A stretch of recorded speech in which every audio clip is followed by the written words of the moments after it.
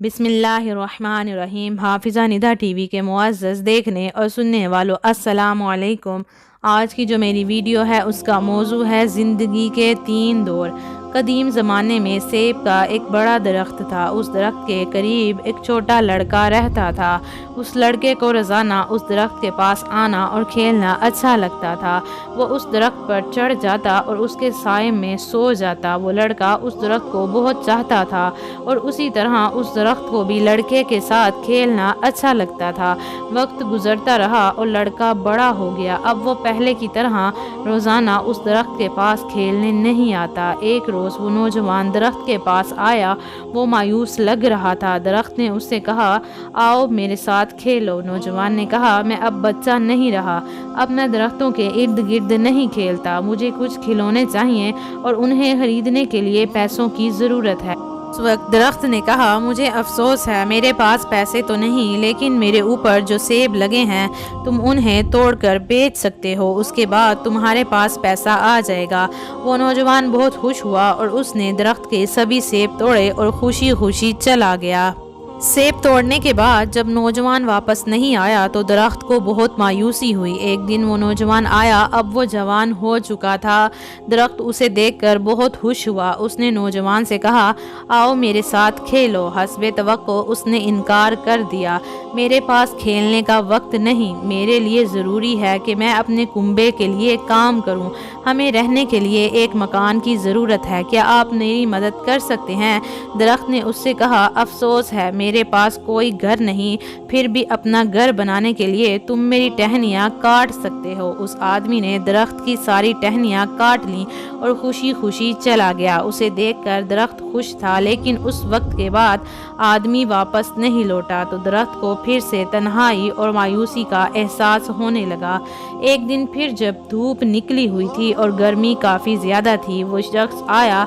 उसे देखकर दरख्त खुश हो गया और हस्बे आदत उसने कहा, आओ मेरे साथ खेलो। आदमी ने कहा, मैं अब बड़ा हो गया हूँ और चाहता हूँ कि समंदर में सफ़र करूँ ताकि खुशहाल हो जाऊँ, क्या मुझे कश्ती दे सकते हो? दरख्त ने कहा, मेरे तने से अपनी कश्ती बना लो, उससे तुम दूर तक का सफ़र कर सकोगे और खुशहाल हो जाओगे। आदमी ने कश्ती बनाने के लिए दरख्त काटना शुरू कर दिया। दरख्त का तना काटा और समंदरी सफ़र के लिए निकल पड़ा और काफ़ी ज़माने तक वापस नहीं लौटा। सालों बाद वो शख्स आया। दरख्त ने उससे कहा, ऐ मेरे बेटे, मुझे अफसोस है, लेकिन मेरे पास अब तुमको देने के लिए कुछ भी नहीं बचा जो मैं तुमको दे सकूं। तुम्हारे लिए एक सेब भी नहीं बचा। उस आदमी ने कहा, कोई बात नहीं, मेरे पास उसे खाने के लिए दांत नहीं। दरख्त ने कहा, मेरा तना भी नहीं बचा कि तुम उस पर चढ़ सको। उसने कहा, उस पर चढ़ने के लिए मेरी उम्र नहीं रही। दरख्त की आंखों से आंसू जारी थे। हकीकत में मैं अब तुम्हें कुछ नहीं दे सकता। आखिरी चीज़ जो मेरे पास है वो मेरी जड़ें हैं। उस वक्त उस आदमी ने कहा, अब मुझे ज़्यादा चीज़ों की ज़रूरत नहीं रही।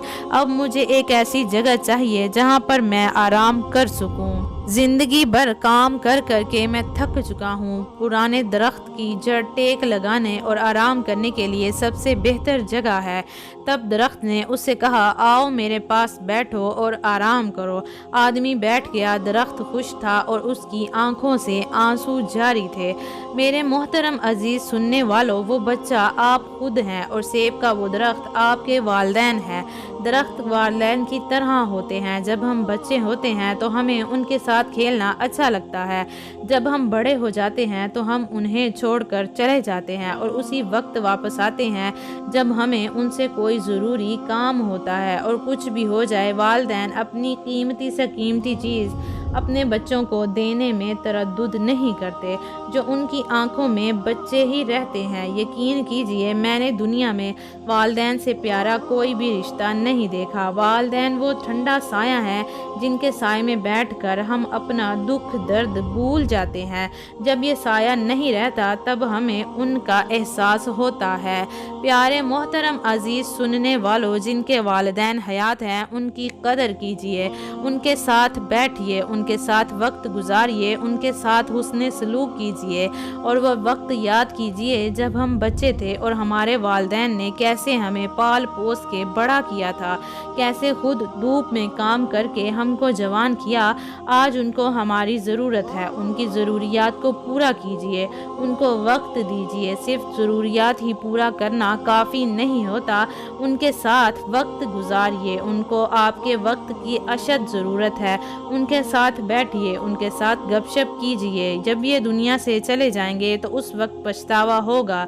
یقین کیجیے جب والدین دنیا سے چلے جاتے ہیں تو انسان بہت تنہا رہ جاتا ہے اور عمر کے آخری حصے میں بھی انسان کو اپنے والدین کی یاد آتی ہے۔ عزیز سننے والوں، اپنے والدین کی قدر کیجیے۔ اور آخر میں اپنی ویڈیو اس بات پر ختم کروں گی کہ بد نصیب ہے وہ شخص جو والدین کی خدمت کر کے ان سے دعا نہیں لیتا اور لوگوں سے کہتا پھرتا ہے میرے لیے دعا کرنا۔ ویڈیو اچھی لگی ہو تو ویڈیو کو لائک کریں، شیئر کریں، کمنٹ کریں اور چینل کو بھی سبسکرائب کر دیں اور ویڈیو کو آگے شیئر کر دیں صدقہ جاریہ سمجھ کر۔ مجھے دیجیے اجازت۔ اللہ پاک آپ سب کا حافظ و نگہبان۔ ہنستے رہیے، ہمیشہ مسکراتے رہیے۔